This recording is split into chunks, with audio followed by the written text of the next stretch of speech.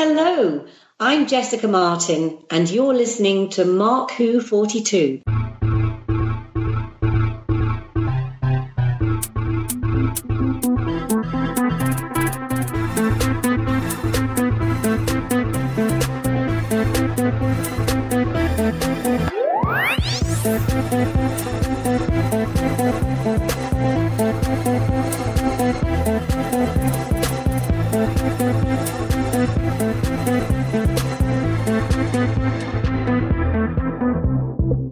Welcome to Mark Who 42. That's right, Mark Who 42. We go from the Whoniverse and beyond.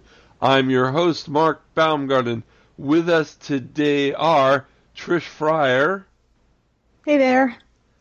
Eduardo M. Fryer. What's this? Two Fryers? Yep. I guess I can be Friar Tuck. Do you want to be Friar Lawrence, Trish? That's good. We have Zion Kiros. Hello. And What's up, Mark? Hey, I'm doing great. We also have Iggy Matthews. Iggy, how you doing? Hello. I'm doing good. So I just want to announce to everyone, Iggy is now executive producer of Mark Who 42. Wow. Haha, so you have to do what she says. No, well, you have to do what she says. I'm over her. Maybe I'm getting it wrong. Which is higher? Executive producer is higher than producer. So what's higher than executive producer? Well, listen, when I use your serious name, when I go Frank, okay, can I be frank with you? I need to be frank with you. All right. Huh. Okay, my middle name happens to be Franklin, so you're not off the mark by that much. I'm not off the mark. Franklin. Ooh, with well, a Y. Franklin with a Y. I don't go with the I go special. On today's show, we are going to have an interview with Mags, the space punk werewolf from Greatest Show in the Galaxy, and much, much more that we're going to talk about Jessica Martin. But first, you know what? It's time for the news with Trish Fryer. Trish? Okay, let's start with some Doctor Who news. Ooh. They are bringing Tom Baker's final adventure, Logopolis, back to the theaters on March 13th. That's cool. Okay, why? So you get a chance to see it in the theater. I don't know, because some people like to see things on the big screen. There's a reason for it. Season 18, or Season 7 of the Tom Baker, if you're in the United States, is coming out on Blu-ray in March. So since Logopolis is the last story of that, they're promoting the Blu-ray with this presentation. And there'll also be a brand new interview with Tom Baker and Janet Fielding and Sarah Sutton. So I guess that's a good bonus. Not Matthew Waterhouse? It doesn't say Matthew Waterhouse, so I know you're so disappointed. Magic's not there. That's good.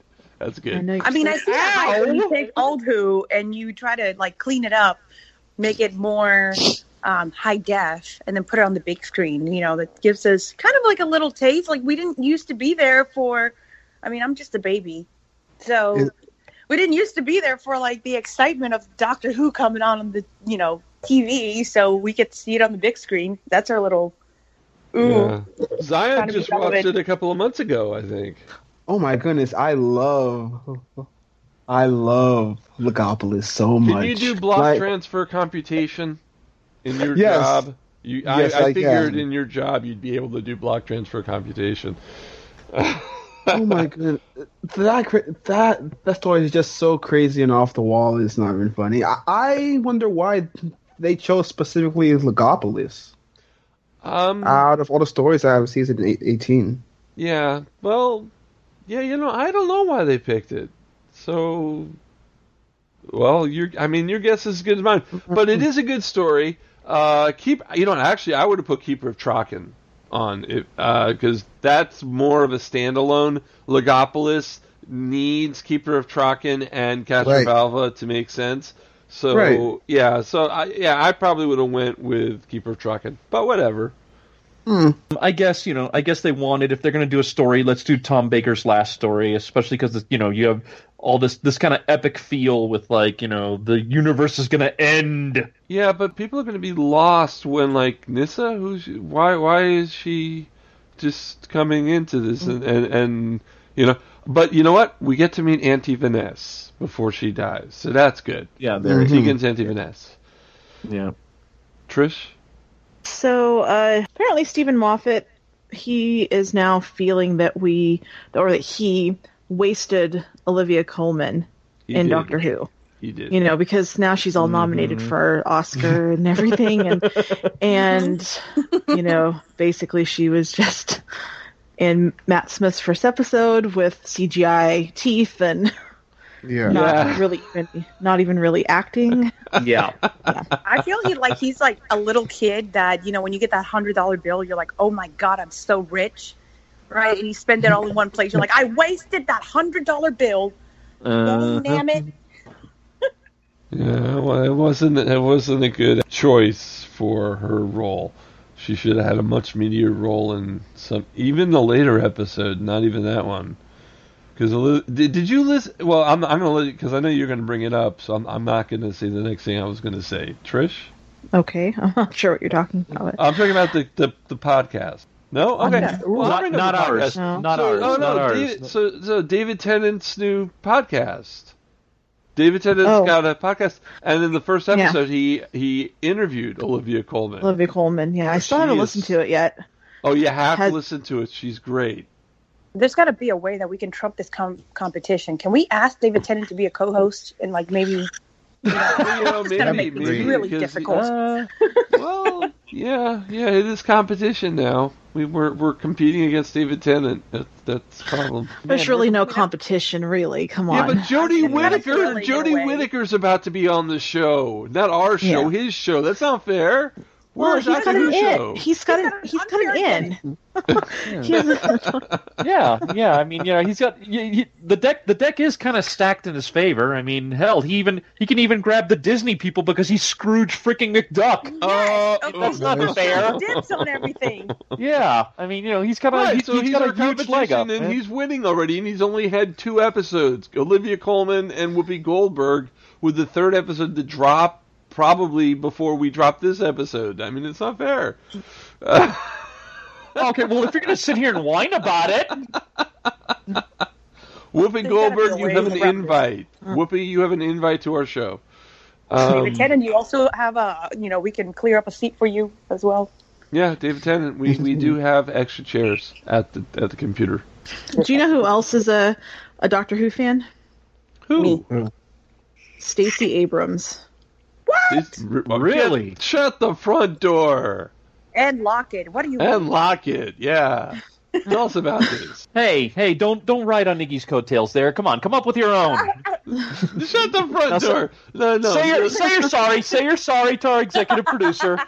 Say you're sorry for copying her. I'm her boss. I can say whatever I want. So she's executive producer. She's executive producer. Well, she's nobody's boss. No. Okay, then I'm executive producer. We'll figure this out, Iggy. That doesn't exist. Okay, you know what? Showrunner emeritus. I'm showrunner emeritus. That still doesn't exist. Now. It does. Don't you listen to Wait, Don't Tell Me? There's a show emeritus. He's the guy who created the show, but he wanted to give someone an executive producer title, and they could only be one, so they gave him an emeritus title, and in every credit sequence, he's listed as... so now you're gonna take from somebody else. Okay, all right. Well, no, it's NPR. NPR is good. Oh, you're going to take from NPR. Okay, I see. I see how this goes. I see how this goes. All right, we're really ruining the news here. Let's go back to Trish. Trish was telling us about a Doctor Who fan. Trish, tell us about this Doctor Who fan. Well, Stacey Abrams was the first African American woman to give the Democratic response to. Oh God, I don't want to say this. To President Trump's State of the Union address. President Trump. That's hard to say. It's like a tongue twister. That's my first time ever saying that ever. Yeah, wow, you could have just said Trump. You didn't have to say President. Yeah. Whoa. Or just say the State of the Union. Just say the State of the Union. Why does this remind me of Lion King? Mufasa. Say it again. Mufasa. The POTUS. Just say the POTUS. Orange troglodyte. Orange troglodyte. No, we can't get too political here, folks. Okay. But the orange one. There you go. That's not too. Wait, we're talking about Olympus now? No. Go ahead. She's apparently a fan of Doctor Who, and she actually watched 3 episodes of Doctor Who before giving her response. That was what she did to chill out. And yeah, she says that Tom Baker is her favorite Doctor. But she is yes, the Tom. Respect points have gone up. Now we need her on the So show. she definitely knows how to chill. We have to get her on the show. You're right. We have to get her on the show. By the way, did she didn't by chance happen to say which episodes she saw, did she? I don't remember, Eddie. I'm sorry. That's all right. Hey, let's get her on the show, and let's get her on the show, and let's we'll ask her ourselves. Yeah. I like that idea. Please tell me one of them. She's a Tom Baker fan, so please tell me one of them was Pyramid. Okay, so we need to get her and David Tennant. Yeah, that's not a difficult to-do list at all. No, not at all. I know. I think Abrams is on Twitter. I mean, I could see if I could track her down. She is on Twitter. That's your job, Ed. Your job is to get really. And are you paying me? Are you paying me? Are you gonna? And is it gonna be? Is it gonna be like this is why we call you Special Ed. Yeah. Now, is it going to be? Now, here's the thing: is it going to be? Is it going to be like? Is it going to be a straight up check, or are you going to give me a briefcase full of money, like in a parking lot? You'll get Christmas bonuses. Oh, okay. So I'll be Trish. He's trying to enroll me in the Jelly of the Month Club. All of you are getting Christmas bonuses. Okay. It's a gift that keeps on giving all year round. Yeah. That it does. No. That it does. Oh, news! Wonderful news. Okay, no, let's go away from Doctor Who. Okay, and go to the universe and beyond. All right. Mark, this is a story you sent me because I've never watched Gotham, but Gotham is a great show. Apparently, it's ending the season with Bruce Wayne becoming Batman, and so now people are like, "Well, what are we going to do after this is over?" Well, apparently, they're going to create a show that's all about Alfred's life. Yes. Oh my Yes. God. Oh my God, why? Well, no, it's going to be good. Tell us about it. Well, it's like, do you guys know what he did before he became an employee of the Wayne's household? Yes. Well, you guys do because you read stupid comics, but yeah. but the people watching Gotham who are mainstream don't know this.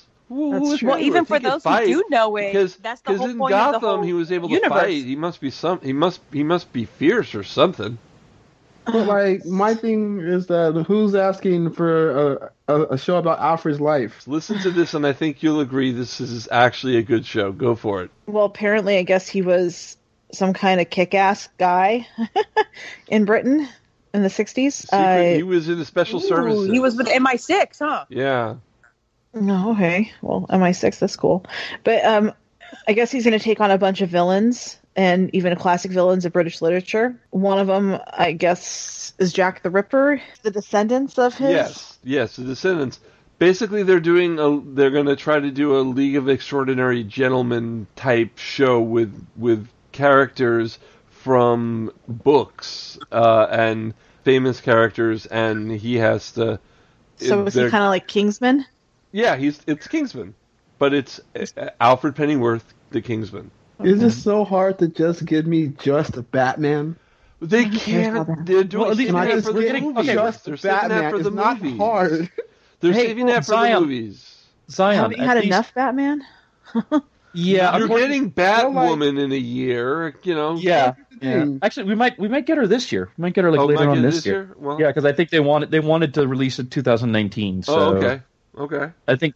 Yeah, but yeah, we are getting Batwoman. I think it's just Batman has been reserved for the movies. Like apparently except for the last episode of Gotham. Except for the last episode of Gotham. Yeah. Well, yeah, but that's the season finale of it. It's like with Smallville, how they waited until the very last episode to give them the end. Look.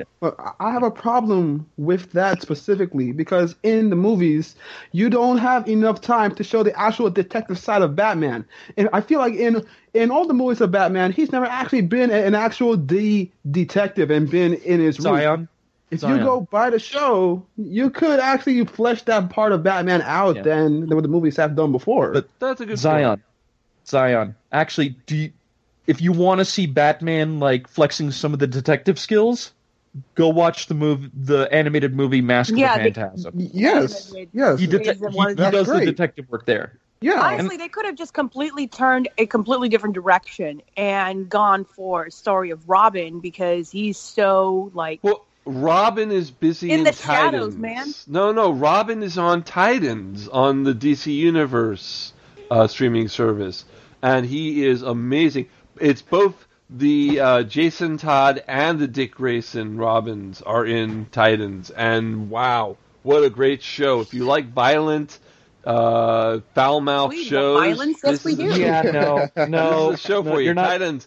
You're not so violent. selling me. You got Dick Grayson shoving this guy and his face, rubbing his face on the ground where there's glass, and it was very aggressive. Oh, it was so wonderful. Okay, this is not selling me, Jason dude. Todd hurts some. Well, I don't want to go into that. We love violence. How about you? Yeah, I don't know. Trish, is this turning you into a Bat fan? Because I'm not. Not at all. Yeah, because I'm not like. I'm unattracted right now, but. Starfire kills a lot of people too. Beast Boy, okay, you got one. This is not... All right. Yeah, you know what? This is not making me want to go watch Titans. I think I'm going to stick with Young Justice. Well, Young Justice is good. I've seen the first 6 episodes. I gotta wait. There are 7 more episodes that are out, and then it's in the summer they're releasing the last 13 of the season. Yeah, dude, they have season 1, season 2, and they have like. Yeah, I've seen those. They show up to catch. So you have all the first half of season 3, is what you're telling me. Yeah, they have the first half of season 3 and 1 and 2, and they've got the Batman animated series, and they've got the original Wonder Woman and with Linda Carter, and it's a great show. Reign of the Superman, which was in the movie theater as a special and is now being released on Blu-ray and all that stuff, is on DC Universe for no extra money than the cost of DC Universe. One of these days, I want to do like a marathon and do Death of Superman and Reign of Superman. Yeah, they're both there. They're both on DC Universe. Oh yeah, no, I knew about Death of. I didn't know if Reign was up yet or not. Reign is up. Reign is up on DC Awesome. Universe, and it came out the theaters, I think, last month for one of those Fathom events. Oh, okay. And now it's out on digital. Cool. So we don't like Batman, Trish. Is that what we're saying? Well, I don't know about you guys, but Okay, no, that's all right. You know what? I got to admit, for me with Batman, it depends. It depends on the project. Like, I love the animated series. I like the Tim Burton movie. Batfleck from our minds, and we'll. The thing is, I had a little bit of an epiphany because you know how all the jokes come around for Batman that he's like, I'm Batman. Okay, I'm Batman. and that's a smart thing to say. I'm Batman. All right. I'm Batman. Like, okay, so Batman is like the DC Groot. I am Groot. Yeah, yes. Yeah. Okay. All right. So he's the Lego Movie Groot. Okay. All right. I'm fine with that. I'm fine with that. Okay. I am Groot. I am Batman. I am Groot. I am Batman. I am Vin Diesel saying I am Groot. All right. Right. Anything else, Trish? I want to get out of here. I want to get to Jessica Martin. So let's go. Do we have more? One more thing. I want to talk about some Star Wars stuff. Yeah, why not? Yes. Yeah, Star Wars. Oh God, no! Star Wars isn't Star Wars that obscure sci-fi movie that came out in the 70s? Yeah, no one's seen it. No one knows what it is, right? Yeah, I think there were 3 There's like actual stars that are battling each other. Wouldn't that be a supernova? Wasn't one of the lead roles? Didn't the director decide to be really stupid and give it to a carpenter? I mean, who the hell gives a carpenter an acting job? Indiana Jones was a character in Star Wars, right? Yeah, that was good. If I remember correctly, Star Wars was a trilogy, was a 3-movie trilogy that came out, and nothing has come out ever since. Whoa. In 1983, Star Wars ended. Star Wars ended in 1983. It ended in 2005. No, it ended in 1983. It ended. Return of the Jedi, and that was it. Revenge of the Sith was the end, and that was it. We don't talk about those. We don't talk about those here on Mark. I will defend the prequels till I die. They can't sit with us. Mm-mm. Yes, they can. No. All right. No. We're not. Yeah. We just got to remember we have a youngin in our midst, and that's right. Yeah. Youngins have a different memory than we do. You all are blinded by the nostalgia. I promise you. No. we're not. We're just heavily influenced by bad writing. If you look at the Clone Wars as a whole, it is what George Lucas actually wanted to do. It is what he envisioned his world to be. Oh wait, and you know what? I made a mistake. I made a mistake.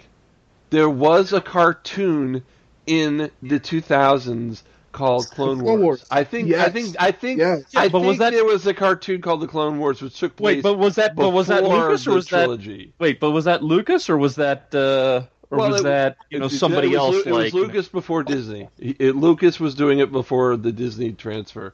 Right. No, but I'm saying Clone Wars, was that Lucas directly, or did he just be like, "Hey, you wanna do some cartoons based off my movies? Here you go." Saying, "Give me money." It was him saying, "Give me money." But I mean, did he produce it? Did he have anything to do with it, or did he just be like, "Here, I'm going to give you the money to make this cartoon while I focus on my movies"? No. He said, "Give me the money," and they made it on their own.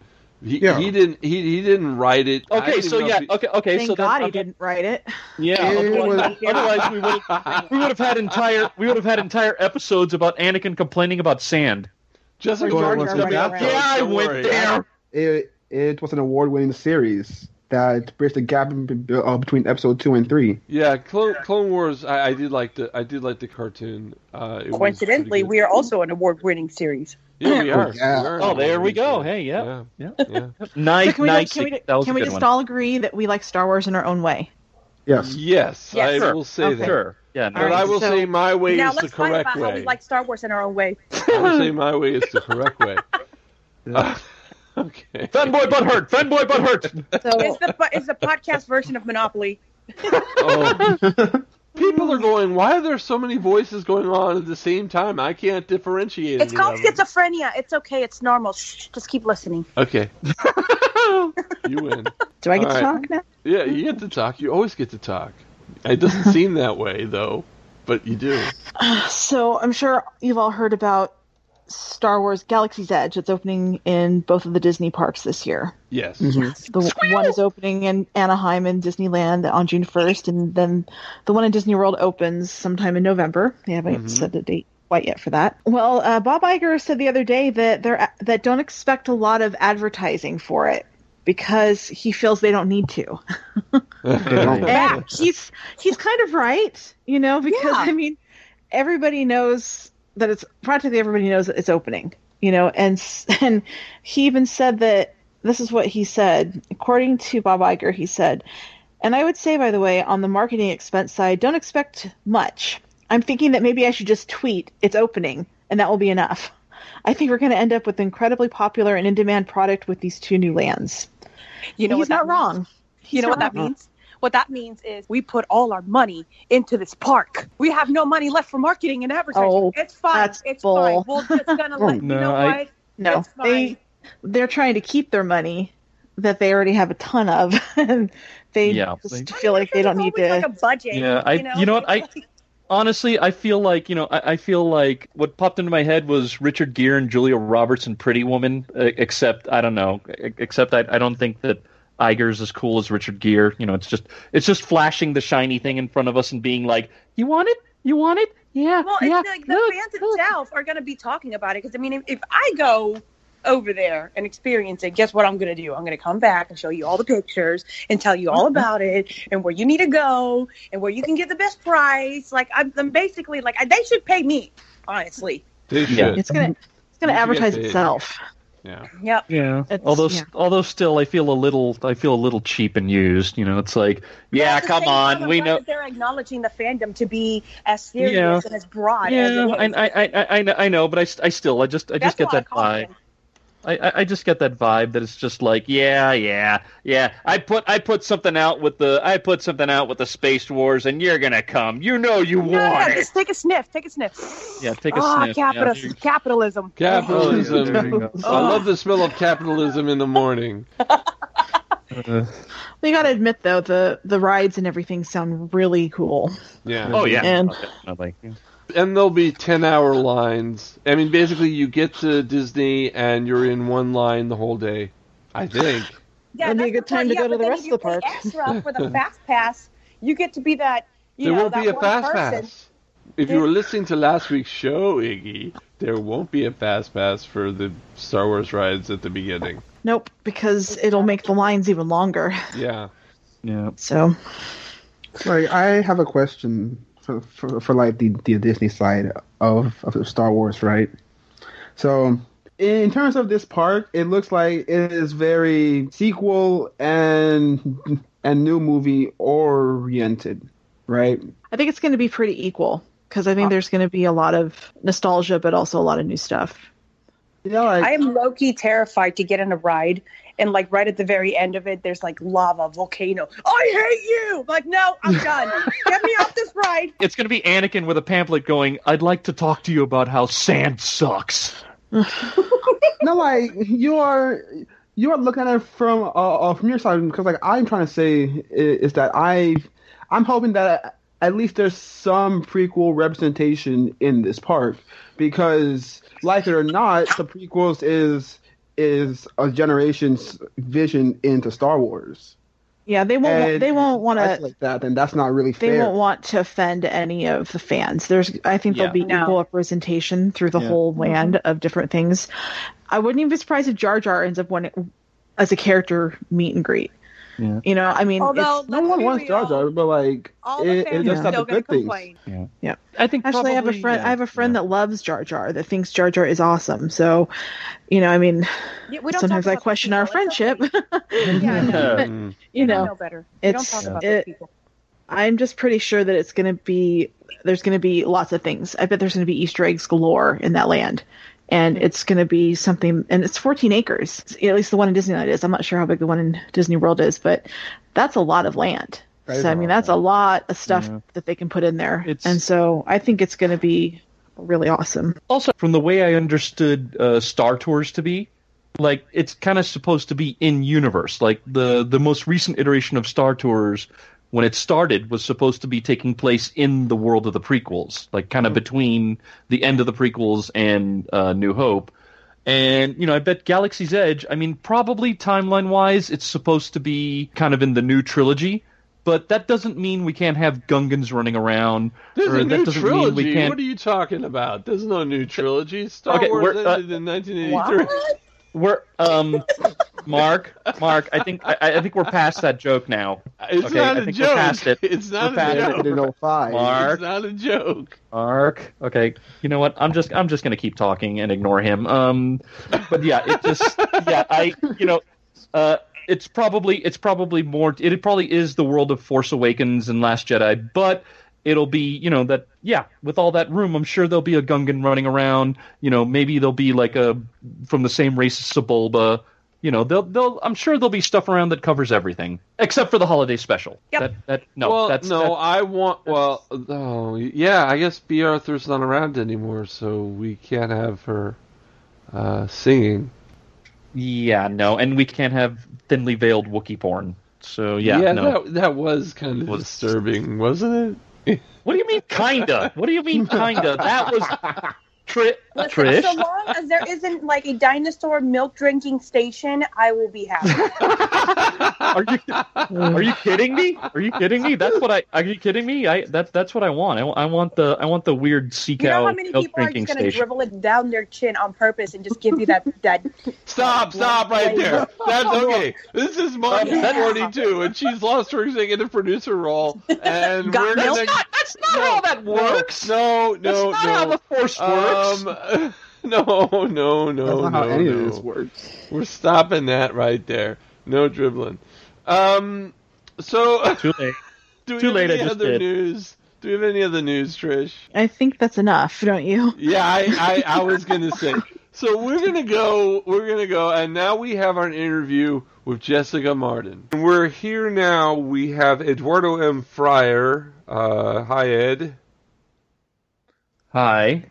And today, Ed and I are going to interview the wonderful Jessica Martin. Jessica Martin, hello. Hello. Greetings, everybody. Now, for those who don't know who Jessica Martin is, we refer you back to the time of Sylvester McCoy's Doctor in Greatest Show in the Galaxy. Isn't that right? That's right. So we're going back, a few decades in human time. Yes, we are. We're all getting older. It's not fair. I remember watching. I was. Speaker. You know what? Speak for yourself, Mark, because I have plans to be an immortal a la Highlander. Oh, okay. Well, I'll chop your head off. I'm not. You know what? I'm not Scottish though, but hopefully you don't there's have to be enough. Scottish to be. For Lambert. Okay. So. Okay. There we go. Oh, well, yeah. I'm of Cuban descent, so hopefully there can be Cuban immortals out there. There are. It's not just Scottish. There are immortals. If you watch a TV show, there were immortals from every walk of life. So you're fine. Okay, cool. You're fine. All right, cool. But I am going to chop your head off, so you're not going to be the one. Yeah, you could try, Mark. Okay. You can certainly try. Jessica. Yes.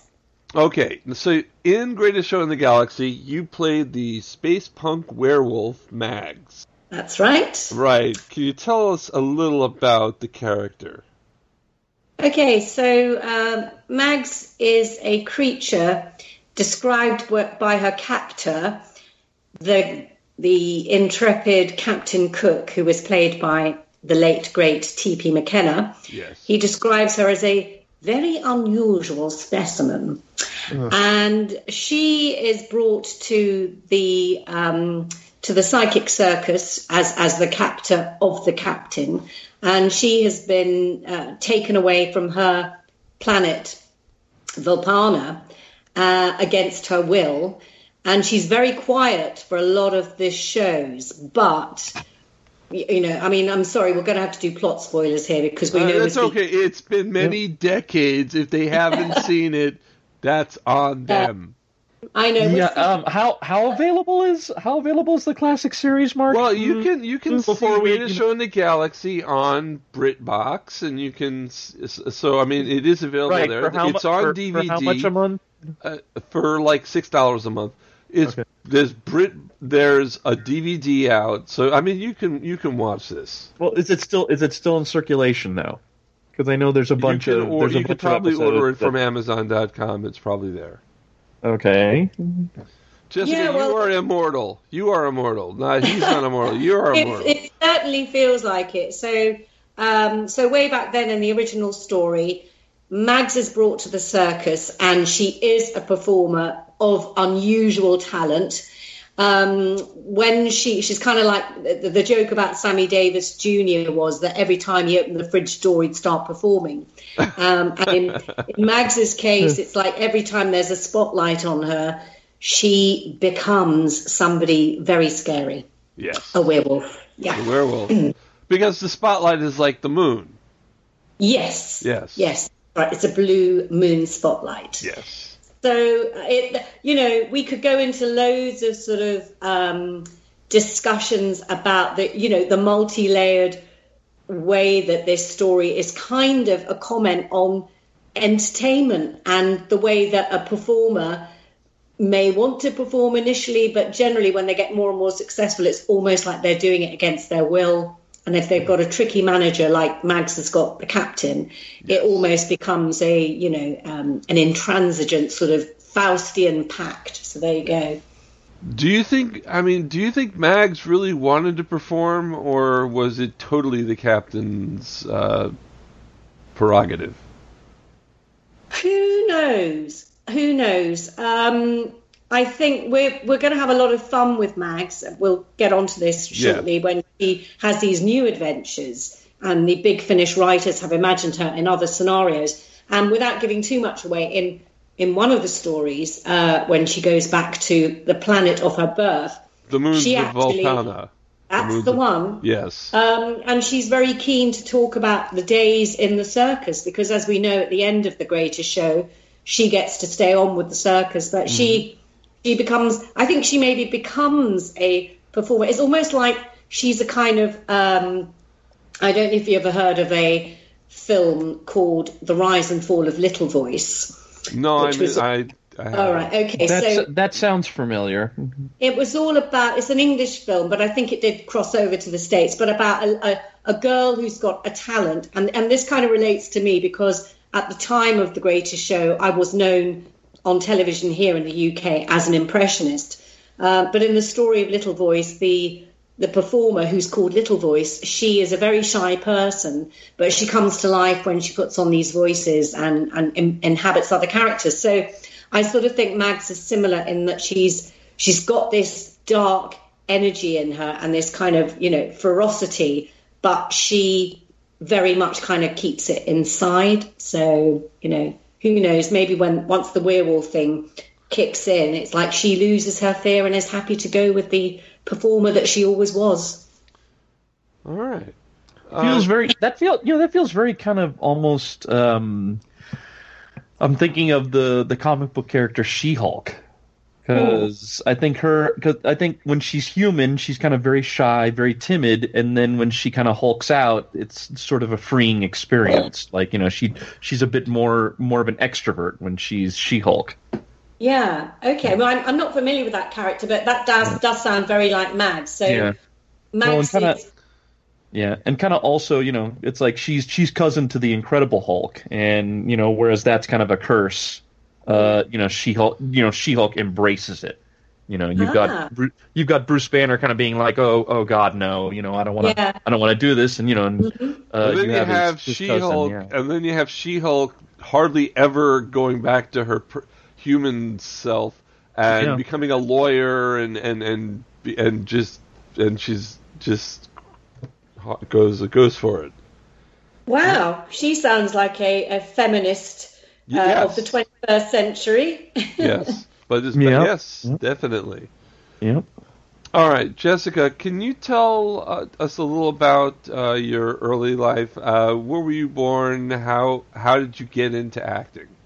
Okay, so I'm not going to give you a long, involved answer because I tell you for why, because you can find out the entire story of my life. I have recently finished my memoir. Oh, good. Life Drawing, A Life Under Lights, and it's being published this summer, and it's a graphic novel. So that you're just talking about comic book heroes. So it's got the accessibility of the pictures, and there'll be a lot of stuff about The Greatest Show in there. But anyway, that's a shameless plug. Going back to your no plug. We love plugs. Plugs are please. good. Yeah, plug away. Yep. Okay, so my story is my late father, Ido, which is short for Placido Martin, was a Burmese Filipino band leader from Singapore, and he came over to London in the 1950s. Was very successful here. And he met my mother, who was Irish. My mother sadly passed away last year. And I was born, I like to say, as I say in my book, I started life as a cha-cha-cha, because I reckon that's probably how my parents met. And I mentioned my father because, so this whole thing about, do you choose to be a performer or is it put upon you? So as a little girl, probably from the age of about 2 or 3, I can remember my dad and his musician friends who'd be having lunch at the house on a Sunday. It would fall to me to, get up and sing a song and entertain everybody. So, no question. And I was a little girl and I didn't have any inhibitions about that. So I'd get up and sing the latest pop songs by Dusty Springfield, or my favourite song actually was the theme song from a puppet show called Stingray, which you heard of Thunderbirds, haven't you? Yeah. Yes, we have, and I've heard of all of Jerry Anderson's great shows, and as childish as some of them were, they were great shows. Joe 90. They were. They had great. They were very. They did talk down to children. They were kind of for adults as well. Yes. So moving on to my teenage years. So I grew up with a great love of musicals in particular and old movies. I was a very strange child. I think the first person that I really liked watching in a black and white film was Greta Garbo. Oh, wow. And she just came across as a really strong character. I can remember this image of her in Queen Christina, which was all about a real life queen of Sweden who renounced the throne, and she also cross-dressed as a man to kind of further, cement this kind of liberation. So I always remember that, that kind of made an impression that there were such people as people that were great stars and icons who, with Greta Garbo in particular, she chose to renounce her throne. So it's like when she became really massive and famous, she didn't want it anymore because it didn't feel authentic for her. So that's all very, very complicated. And I've certainly wanted to be a star, and I didn't want to give up anything about that dream myself. And I was very fortunate because as a university student doing English and drama in London, I crossed paths with a young man who became very successful as an impressionist, and he's still a very successful impressionist to this day here. His name's Rory Bremner. And he saw me just kind of riffing with my friends. We were doing a cabaret. And because I used to be able to kind of do voices and things, the friends were all saying, oh, get up and do Julie Andrews and do Barbra Streisand. And, Barbra Streisand was like someone I'd followed ever since Funny Girl. And oh, wow. Okay. Wow. And I actually met her in real life with my father in a nightclub. And she watched me sing. So listened to me sing and applauded. So did you get a chance to do your impression of her in front of her? Well, I didn't, but I probably did, because I remember I think my whole repertoire that I was singing, they were all Streisand songs, and you can't sing them in any other way. But she was very gracious, and anyway, just to follow on with that kind of meta imagery. So it was really bizarre, because about a year later, I got a job on a television show called Copycats, which was a sketch show for impressionists. And I was also doing a puppet show called Spitting Image. Spitting Image, the greatest puppet show ever. Isn't it wonderful? Yes. So as I'm telling you this, and I think, there are maybe listeners that heard our interview the last time, and I did mention it, but I am extremely proud. It's like you do these things, and at the time it's just a job. You don't kind of think, oh, this may have a legacy or it's an iconic thing. But, when I look back on my early career, to have done something like Spitting Image, which was, to this day is an iconic satire show. There's been nothing like it since. And I worked with great people on that. And then, Doctor Who. And I worked on Doctor Who before, sadly, the BBC just brought the curtain down, and so in doing that kind of made it even more legendary, if you like. So although, there are some things in my career that haven't happened the way I wanted them to, but for all the things that have, I think I've got a lovely collection of really kind of zeitgeisty credits that I've been fortunate enough to have fallen into. So the impressions led to my Doctor Who gig. And that was because one of my favourite impressions that I did was Judy Garland.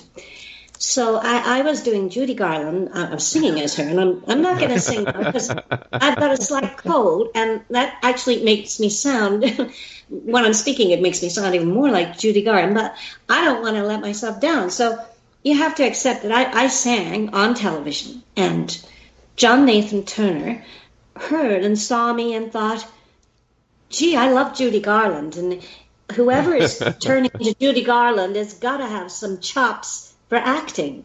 So he called me into his office for an interview, and basically, I mean, it wasn't even an audition. I think he just decided that he wanted me to play Mags in this greatest show in the galaxy storyline that was coming up, because it did require an actress who would not be afraid to go there, i.e., put on the werewolf makeup and transform and, howl and just basically kind of pull out all the stops without feeling like an idiot.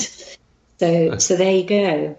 That's my little, the story of my early life and the story of how I got to play Mags. Wow. Okay, wow. Now, you weren't just an actress. You actually, now you're an artist. You do art. Yes. When did you start doing art?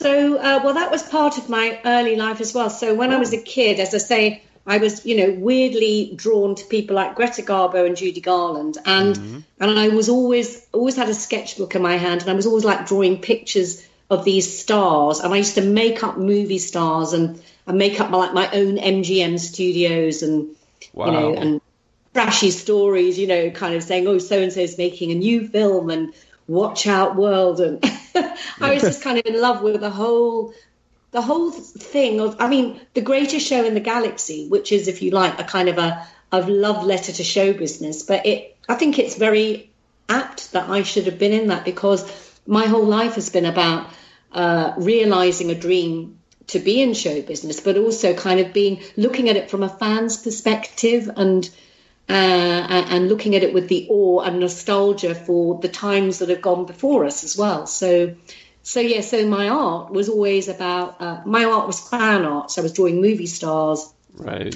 And then how I got back into it was that about 9 years ago now, I went to a very famous gallery in London called the Tate Modern. Mm-hmm. And the Tate is full of, as most art galleries are now, they're full of things that are kind of inexplicable, but everyone likes them because you're not supposed to say you don't like them. Right. And I didn't like them.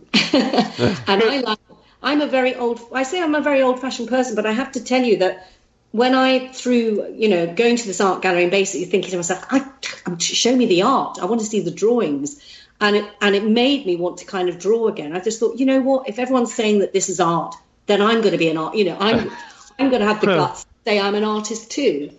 And the wonderful thing was that after sketching for about a year, I met someone who I was acting in a production of Spamalot with, a comedian here called Phil Jupitus. Yeah, I know him from right. some of the panel shows that he's done. That's right, yes.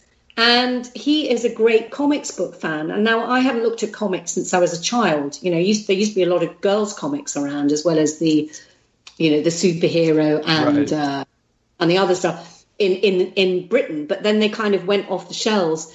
And he just said to me, he said very casually, he had a look at my drawing, says, "Oh yeah, this is like sketchy, almost like Disney, when they used to have the you leave the sketch lines in it and didn't have the finishes like the arrows." And I was thinking, I didn't know that. I'm just drawing what I want to draw. And he said, you should try doing a graphic novel. And I didn't know what a graphic novel was. And then, obviously found out it's a long form comic. And when I went to see the art that is in comics, I just thought, oh, hallelujah. There are people that can do art in the way that I see art should be, which is something kind of, when I say lovely, it doesn't have to be soft and gooey, but lovely because it's so fantastic. And you just kind of feel the same way as when you go to the cinema and see something. You want to be transported. You don't want to sort of think, oh, I wonder what materials they used, or I wonder what this is supposed to be. You just get drawn into the story. So narrative art is definitely that's my area, and so I started on a path, very long and a very difficult, much more difficult than acting, because I wanted to be really good at art. I thought I don't want to settle for less than what I can see and like, and I want to do my art like that. So really for the past 7 years, which is, I'm trying to think, where are we now? So about 6 years, 2013, I made my first comic, It Girl, about Clara Bow. So, subject matter, silent movie star, kind of goes with me, really. But the lovely thing is that the black and white ink just lends itself to that aesthetic of the old silent movies. So, so since then I did one about Vivian Leigh called Vivacity, and I did a fictional story called Elsie Harris Picture Palace about a girl working in the film industry in the 1930s. and she goes to Hollywood and her dreams come true. But she's not an actress, because I think we've had enough stories about A Star Is Born. I think we need to sort of, pay tribute to the creative people. That, that for me, it's the people that initially make the stories and create all the magic that have as much a place as the main actors. Yeah. So as I mentioned earlier, I've now finished. It's taken me about a year to do this, but I finished my life story as a graphic memoir. Wow. And obviously it's about me. The theme is me, but it's also about the culture that so many people have enjoyed. So it's my travels with, the chapter in my life that was Spitting Image and lots of television, chapter of my life that was Doctor Who, wonderful musicals that I've been in, and I've met some incredibly stellar people who, some of them have left the planet now, but some of them are still here. But, I have had, for a little housewife living in Hertfordshire, which is what I am, guys, sorry to let you down, but I've had a quite incredible life thus far. What's the title called? Because I definitely want to pre-order this from Amazon when it comes available. Yeah. It is called Life Drawing, A Life Under Lights, and it's published by Unbound. Okay. And actually, I've got to say a huge thank you, because Unbound are a crowdfunding publisher. They're unique. Obviously there's Kickstarter around, but people that raise money on Kickstarter then have to find a publisher, whereas Unbound decide whether or not they want to accept your pitch. And then once they've accepted it, you go and crowdfund. And so many Doctor Who fans just immediately backed me on this. So a huge thank you to everybody out there. And at last, you know who you are. At last, you're going to get this book in your hands this summer. And I hope you like it. I put my heart and soul into it. So I can't do any more than that. Now, one thing you also did as an artist was A Hill of Beans. Mm-hmm. Which, for those who don't know, is was in the 7th Doctor comic book from Titan Comics. They did a mini-series, and the first part, they had, I think, 2 stories in each comic before they put it out as a graphic novel. The first story in each comic was by Ben Aronovich and Andrew Cartmel, 2 very big Doctor Who writers. Ben Aronovich wrote Remembrance of the Daleks. Andrew Cartmel was the script editor. We've had Andrew on our old show. And who is the artist on that one, Jessica?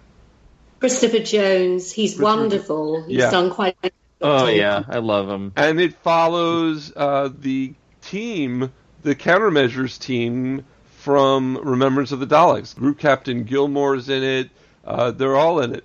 And then the second story was a Mags story. Written by Richard Dinnick, who was actually on the 4th episode of our first MW42 podcast way back in 2012 or 2013, and was drawn by the person we have here, Jessica Martin. That is correct. I think it's the first time an actor has actually drawn their character in a spin-off scenario. So huge thanks to Richard for having that idea and pitching it to Titan, because that is a bit of a dream for me to have done a real Doctor Who comic. Yeah, and I loved Hill of Beans. I thought it was a great story. You are actually now in charge of the Psychic Circus. You own it now, I guess. Yeah. I am the showrunner. Yeah. Kind of like I am here. It's wonderful, actually. Mags says, I don't know why, because there are lots of characters that have been in Doctor Who stories through the years, but there's been great love for her, and I'm really thrilled that she gets promoted to showrunner or producer. She's like the Harvey Weinstein, but nice. Yes. And she gets promoted to companion in the Big Finish stories. So it's a bit of a renaissance for old Mags. Well, see, now here's the thing, and we're skipping ahead, or maybe we're just going there. The Big Finish audience that you're doing, you're going to be the companion, and I just remember in my mind that you would have made a great companion joining on with Ace in in Greatest Show in the Galaxy. Greatest Show in the Galaxy. I'm tongue-tied because of you, Jessica. I'm looking at a picture of you. I'm just, it's bad. It's a great picture. But Greatest Show in the Galaxy, you would have made a great companion then, and now they came up with an idea, let's make her our companion. Yeah, I know it only took 30 years, but there you go. If you wait long enough, good things happen. I gotta admit, for me also, I mean, great having Mags as an actual full-blown companion, but there's also a tiny part of me, especially because I follow the actress on Twitter and she's very sweet. I kind of want to see Dee Sadler's Star Child kind of somehow brought back to life. And so the first story, which is coming out in April 2019 in the main range, is called The Monsters of Gokrith. Yes. And Matt Fitton wrote that. You know, let me tell you, how did this come about? How did this come about? How did you get on Big Finish? I don't know exactly the moment that it happened, but all I know is that when Richard Dinnick, he had pitched his idea for a mag story to Titan, and I think there was a time, maybe it was at the Gallifrey that I was at where I met Richard, and I think Matt was there as well. I think there was an idea, you know, there was this kind of movement for mags going on. And then when I went to the Galley one last year, Matt just said to me, oh, you know, full steam ahead. We're working on these stories, you know, so watch out for a call from your agent to come in and record them. So, wow. But of course, you know, all under wraps, couldn't say anything about it. But right. And in fact, I didn't believe it until I had that call. And yes, we recorded them, and it is really happening. She's got 3 brand new stories. It's incredible. So I knew that I didn't know whether it was going to be like one story in 3 parts or how it was, but you know, the fact it's actually 3 separate stories in a trilogy, but Mags is at the center of each of the stories. So it's yeah, it is wonderful. It's a mini series basically. Yes. Nice. So I mentioned the Monsters of Gokrith. That's April. Yeah. Tell us a little about that. What you can tell us about it. I know you can't tell us the facts. Yeah, I can't. And to be honest with you, because you know how it is with Big Finish stories or any Doctor Who stories, they're very dense. So I would have to revisit and sort of go through everything to give you the ins and outs. But the Monster of Gokrith is what I call the Universal Horror Pictures homage, and it's set in a kind of, you know, it's set on another planet, but it's kind of like an Eastern European, you know, kind of Transylvanian or Frankensteinish, you know, setting. Mm-hmm. And the premise of that is that, you know, for whatever reason, Mags has arrived on this planet, and she's eager to visit a doctor. Now, without giving too much away, let's just say the equivalent would be for an Earth woman perhaps looking to get some kind of cosmetic procedure to alter the way that she is naturally. Mm-hmm. And so, you know, we're talking about She-Hulk earlier, and Mags does have a bit of a problem with her dark side. She's, you know, she always is aware that there is this potential killer inside of her. And so, you know, not just in the Monsters of Gokrith, but throughout the stories, we get this conflict with her dark side. And is she going to own it? Is she going to get rid of it? Is she going to change her ways? What's she going to do? So you have to listen to them to find out. But this very first one, The Monsters of Gokrith, is great fun because we have lots of really interesting characters that live on the planet. You know, we've got the villagers like you would have in the Frankenstein story, who with their peasant old school ways, who want things to be one way, and then you've got the other more modern thinking people, and there's a clash. And any more than that, I'd just be kind of giving the cards away. So, we don't. Okay, so would it be giving the cards away if I ask, is there any bit where, like, you know, somebody asks about the old castle on the hill, and, you know, the villagers you don't want to go there. Nobody goes up to the castle. You know, the castle, they say the castle is cursed. You know what I mean? Anything like that, or Yes, surely all the best of those gothic horrors do have that, and it wouldn't be right if it didn't. So Matt is an amazing writer, as you know. So I know that Stephen Wyatt, who wrote the original script, he's very delighted with the way these have all gone. So, I mean, who knew that a werewolf who didn't have very much to say until the last episode has kind of spawned this whole spin-off new scenario with a lot of depth to it. Now, in May 2019, we find out that you can go home again. Yes. Except you go home early. You go home early to an earlier era. Yes. Right, yes. It's called The Moons of Volpana. It's by Emma Reeves. Tell us a little about this one. So this one is if the first one is Universal, this is what I call the Game of Thrones. Ooh. No. This is medieval, houses, dynasties, that kind of thing, infighting, bloodlines, misogynistic behaviours going on. And it's and what I love about this is that you see a lot of Mags's personality, things that she's learned through life. You know that thing about nature or nurture? Well, she wasn't raised on her planet, so she's kind of learned through experience. So it's interesting to see her character juxtaposed with these people that are her blood relatives and the choices that she makes. Wow. But it's lovely. There's a bit of courtship for Mags as well, so that's very interesting. Yeah. As you can imagine, she's not a meek maiden by any means. No, Yeah, she's no. not. Nope. And then following that, the third part of the trilogy in June 2019 is An Alien Werewolf in London. Great title. Alan Barnes, you come up with a great title, you do great Big Finish stories, and now you come up with a great title. Hopefully it's a good story. And what's cool about this, it brings back the fantasy I had from Greatest Show in the Galaxy, because Ace is there. So you actually are both companions in this story. Yes, it is wonderful. Sophie Aldred. She gets her, yes, we get a reunion of Mags and Ace, and the reunion happens in a kind of time zone that's very like, the late 80s where Greatest Show in the Galaxy started.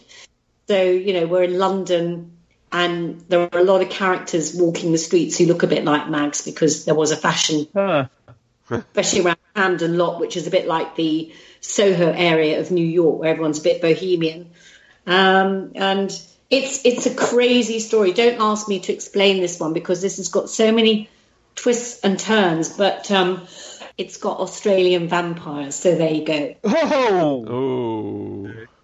All right, I'm sold. I'm good. All right, I'm in. There you go. You had me. Yeah. I have a question for you. You got to work with Sylvester McCoy back in the 80s, and now you got to work with him again in the teens of the 21st century. What's different about working with him now than then?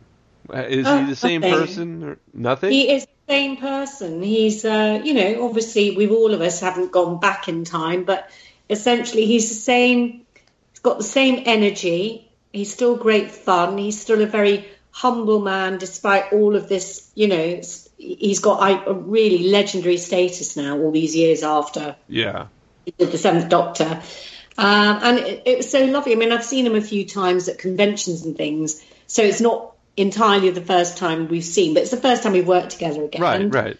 And it's like, in a way, it's like we probably got to know more about each other's acting styles in the confines of the Big Finish studio, because when we were doing the TV show, as probably he and Sophie will testify, you're kind of doing the gig, you turn up and do the scenes, and then it's over and everyone's getting on with their lives. So there isn't that much time to, sort of have a connection with your acting styles or whatever. But I love the fact that Big Finish exists, because you know, especially with radio as well, you can really, really kind of get into the character, develop it, and and the text has to speak for all the visuals that you don't get. Now, here's a question I have. So you're working again with Sylvester and Sophie, but is there any other Doctor that you'd want Mags to run into? Oh yes.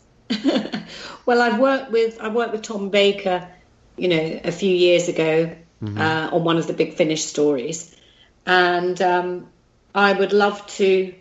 Yeah, I mean, I'd love to work with him again. I'd love to work with Colin Baker or Peter Davison, and of course, I resist saying it, but of course, I would love to work with David Tennant. I knew you were going there.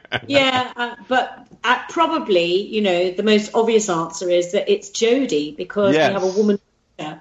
And I think that since Mags is now being celebrated as one of the kind of enduring and strong female protagonists of the Whoniverse, I think absolutely it would be great for Mags and the present Doctor to somehow have their worlds collide. Yeah.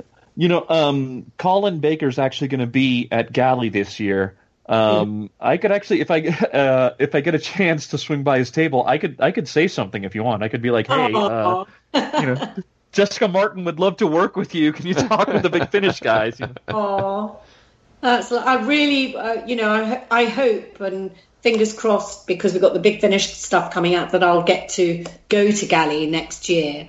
But it is such fun. It really is lovely. It's a great sort of, club to be part of.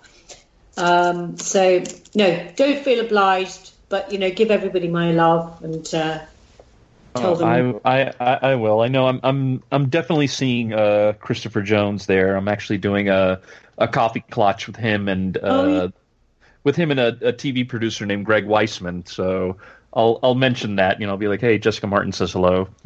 Yes, and please, the TV producer, tell him, Jessica Martin, oh my God, she looks even younger than she does. Yes. Well, he does. He actually does. Well, Weissman pretty much does cartoons, but I'll do voices. Okay, well, see that. Well, I was gonna say, since you do voices, I'll drop. I'll throw your name to him as well. I'll just be like, hey, I think right now he's doing the TV shows Young Justice for the DC Comics streaming app. Oh, yes. And I think he's doing a Star Wars show. So yeah, I'll throw that out there and see what happens. Maybe you'll either be doing a scene with Superman or going to a galaxy far, far away. I can drop my voice as deep as Carrie Fisher's. Ooh, that's good. Cool. Hey. So I just want to say that these 3 Doctor Who main range adventures will be available from Big Finish starting in April, but you can pre-order them for a discount. You can buy the CD and get a free download, or you could just choose the download option, which is usually substantially cheaper and a good way to go. But you know what? When I sold at conventions, I sold the actual CDs, and they went like hotcakes, so you should too. Look for Operation Volcano, which is the graphic novel that Hill of Beans is in, the 7th Doctor from Titan Comics, the graphic novel. Is there anything else you want to talk about, Jessica? Any plugs besides your memoir? Okay, so I can give a little plug for the fact that Stephen Wyatt, the creator of The Greatest Show in the Galaxy, is currently writing a play for me. So watch this space. Yeah. Okay. We're hoping to do a little trial run of it in the autumn. So that's an exciting thing to look forward to, that I'm sure Doctor Who fans will be very interested in. Yeah. Stephen Wyatt, the writer of Greatest Show in the Galaxy. Yeah. Who'd have thunk that you'd still be working together after all these years? It is bizarre, but honestly, the way my life has turned out, it kind of isn't. I sort of feel that, I guess a lot of seeds were sown then, and I'm enjoying this full, everything is in bloom. So I certainly can't complain, and I'm very grateful for it. Okay. Well, Jessica Martin, we'd like to thank you for once again coming on Mark Who 42. Thank you. And that was great, wasn't it? Oh yeah, I love Jessica Martin. She's adorable. Jessica's great. She's adorable. I wish the rest of you guys could have been there, but we were busy drinking milk. And I thought you were eating coffee. Yeah. She needed milk for her coffee. No. She went to the alien sea cow. She was drinking café. It dribbled into my cup. No. Hey, folks, I got some great news for you. This is an announcement. We just announced it on Sunday this week, and now we're telling you if you missed the announcement, starting the first Monday of March at 9 p.m. Eastern, Mark Who 42 returns to Internet Radio. Can you believe it, guys? We are going to be on ODYSY Radio. That's ODYSY Radio. You can find it at ODYSY1.com. It's a great station. It's actually a part of the Federation, a nonprofit organization started partly by Gene Roddenberry.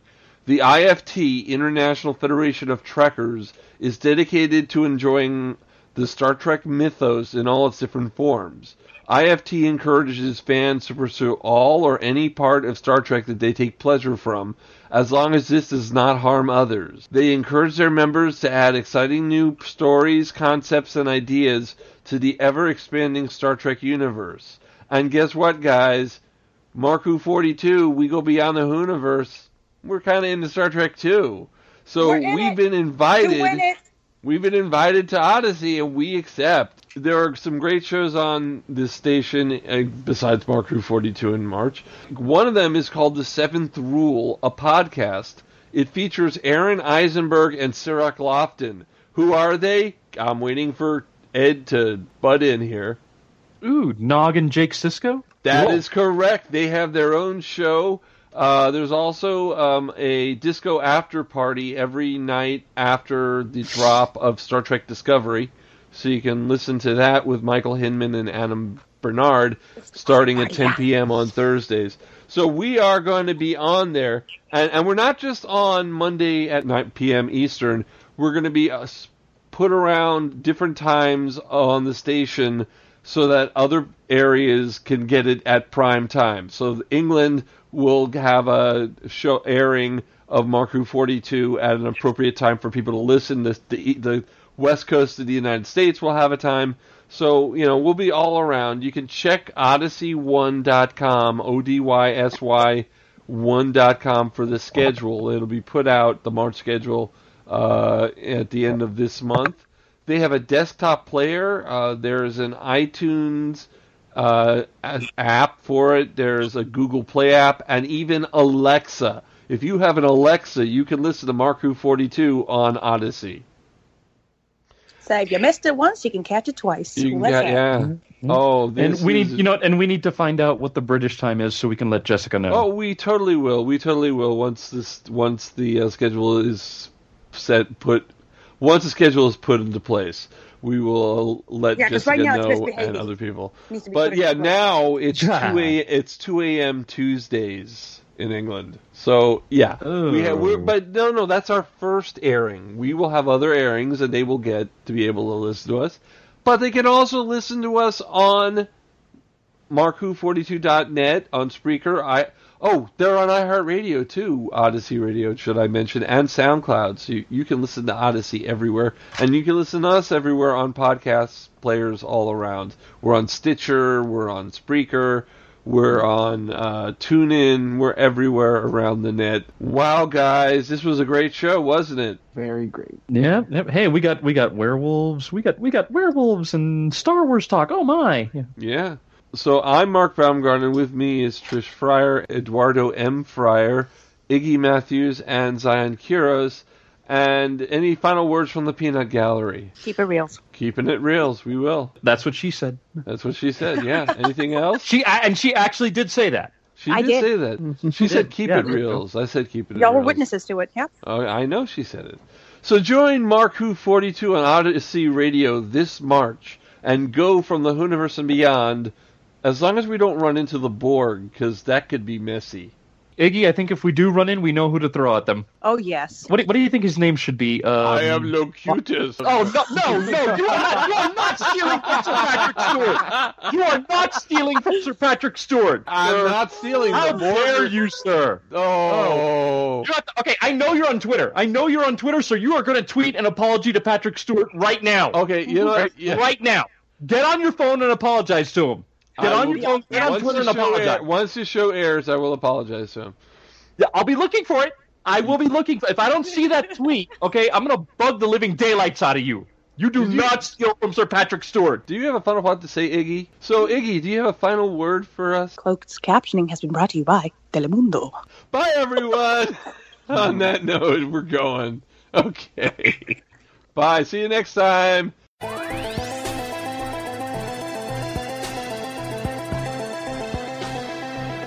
Life, the Universe, and Everything with Marku 42 was written and presented by Mark Baumgarten, Trish Fryer, Iggy Matthews, and Zion Kiros.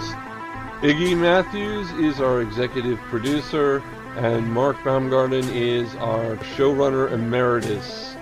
We give special thanks to Jessica Martin for being our guest. The Marku 42 podcast you were listening to was edited, directed, and produced by Mark Baumgarten.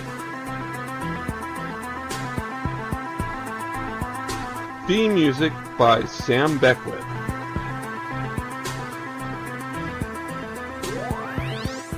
Life, the Universe, and Everything with Marku 42 is in no way affiliated with the BBC, even though we thank them for putting out such a great show as Doctor Who.